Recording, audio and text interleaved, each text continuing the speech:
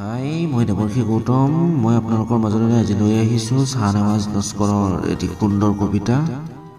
তুমি মোৰ মৃত্যুত কান্দিবলৈ নাহিবা, নাহিবা কবৰৰ পাৰত থিয় দিবলৈকো।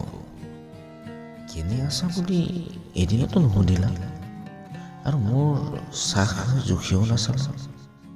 অথচ মই তোমাক কাষত পাব বিচাৰিছিলোঁ, তোমাৰ সৈতে হিয়া উজাৰি কথা পাতি স্বৰ্গীয় তৃপ্তিৰে পোচাকযোৰ সাল সলনি কৰিব বিচাৰিছিলোঁ।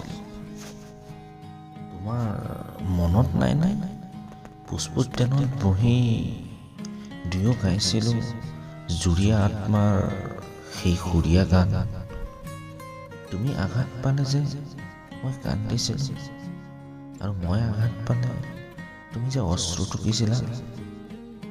কেতিয়াবা আনন্দেৰে পাহাৰ বগাই বগাই দুয়ো প্ৰতিশ্ৰুতিবদ্ধ হৈছিলোঁ আমৰণ জীৱন যোদ্ধা হৈ থাকিবলৈ, আৰু হিয়াৰ যুগলবন্দী ছবি আঁকি বন্ধুত্বৰ অক্ষয় মৃত্যুবিহীন আৰ্হি থৈ যাবলৈ।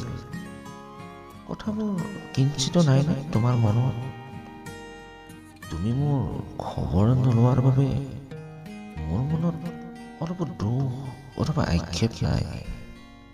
মাথো কৈ যাওঁ তোমাক, তুমি মোৰ শৱদেহটোৰ কাষত বহিবলৈ নাহিবা, নাহিবা মোৰ কামত নহা অস্ত্ৰৰ টোপালবোৰ টপ টপকৈ পেলাবলৈ। মৃত্যুৰ পিছত তোমাৰ অশ্ৰুৱে মোক শান্তি কিংবা পৰিতৃপ্তি দিব নোৱাৰে।